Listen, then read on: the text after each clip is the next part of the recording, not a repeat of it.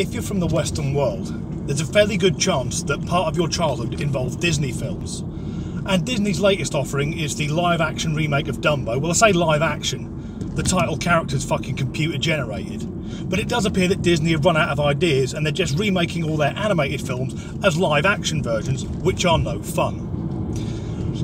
But even the classic Disney films are now coming in for scrutiny from certain university academics. And I should stress, a university academic is someone who is intelligent but has no practical use.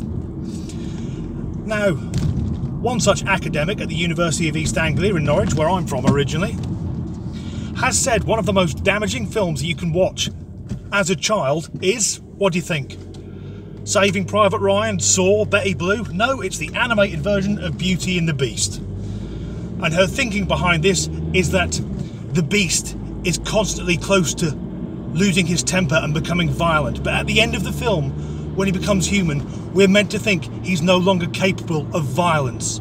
Therefore, it will lead people to stay in abusive relationships, hoping their partner will change. Now, if you squint a bit, you can see a bit of logic in there. But the way I remember the film, and it's been a long time since I've seen it, is that the Beast was some snotty aristocrat who refused to help an old woman. She was a witch who then cursed him to become the Beast and also cursed his entire fucking staff. They'd done nothing whatsoever, but she cursed them to be fucking crockery. And then Belle moves in and gets some sort of Stockholm syndrome until she finds out that despite his hideous appearance, he is capable of love, and it's a story about redemption. But given that the same academic also says that the animated version of Aladdin is racist, despite all the characters coming from the same country, apart from a talking parrot and a blue genie, anything she says I will take with a pinch of salt. But over in Nottingham, a university academic there has attacked the film Snow White and the Seven Dwarfs.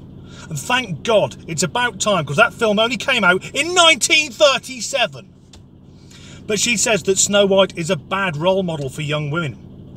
And the thinking behind this is, first of all, Snow White is thin, so it's going to be one of them, is it? But also, the film depicts a woman carrying out a life of domestic servitude. So let's just unpack this. What I'd say to her is, back up, sugar tits. What we've got here is a story where one woman is so jealous of another woman she wants to have her murdered. And this young woman then ends up living rent-free in a cottage owned by 7 blokes who work down a fucking mine. I mean, she's got it pretty fucking easy. She doesn't even do any housework. All she has to do is go, oh, and the local wildlife turn up and do it for her. And if you're worried about things not being realistic, now I grew up in the countryside, I guarantee if you come into the kitchen there's a wild animal there, you don't sing at it. You shoo it out the door or blow its fucking head off. Something that no one's ever thought to explore, though, is the 7 dwarfs. Why are there 7 men living together and sharing a bedroom? Now, they might have names like Dopey, Sleepy and Doc, but I bet as soon as the bedroom door's shut, it's Wanky, Spunky and Bukkake. When Doc starts singing, I hope he's choking because Battles rammed his cock down his throat. But the thing that is disturbing about Snow White and the 7 dwarfs is the ending. Because, as we know, she's eaten the poison apple and she appears to be deceased. And what then happens is some prince in the area just rocks up on his horse and decides he's going to kiss her. And none of the dwarfs go, excuse me, chief, she's fucking dead. That sort of thing is frowned upon. But no, he kisses her and it's love's true kiss. And she wakes up, or I think she wakes up, clocks that this bloke's fucking loaded and disappears off into the distance like the whore that she is. But this then got me thinking about Sleeping Beauty. Because Snow White has let this poisoned apple appears to be dead. In Sleeping Beauty, Princess Aurora gets a prick in her hand. Good girl. No, she pricks her finger on a spinning wheel. And then slips into a coma. And what happens? Well, some passing prince battles his way up to the tower, because luckily he's got a sword on him. He goes everywhere fucking tooled up, just in case he needs to kill someone.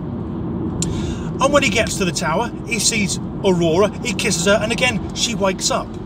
Now, if Snow White and Sleeping Beauty compared notes, there's a lot of fucking similarities in there, isn't there? I'd go as far to say it sounds like it's the same bloke. And I don't think it's love's true kiss either. I think it's sleight of hand. He's got a needle full of adrenaline hidden up his sleeve. He's stabbing her like Uma Thurman in Pulp Fiction. And that then got me thinking, Is it the same prince in all the Disney films? Does he just change his appearance slightly? Because they always end, they lived happily ever after. We never see what goes on in that fucking castle. How many princesses has he got chained up in there? The fucking deranged pervert. Does he get home of an evening, walk across his bearskin rug, which until recently was Baloo from the Jungle Book? Also, you never saw who shot Bambi's mum. I bet it was him. And it wouldn't have been with a rifle either, it would have been up close and personal with a .357 Magnum. But then he walks up to the fireplace where Cinderella's chained to it, scrubbing away furiously, and she'll go, "Oh, hello, darling, are you out this evening?" And you go, "Yeah, I'm buying some surface-to-air missiles. I've heard there's a flying baby elephant. I'm taking the fucker down." That'd be a good ending for the new Dumbo film. Dumbo just getting blown out of the sky. But sadly, the director is Tim Burton. That's a bit too cheerful for him. If you made your way all the way through that, thank you for letting me shit all over your childhood.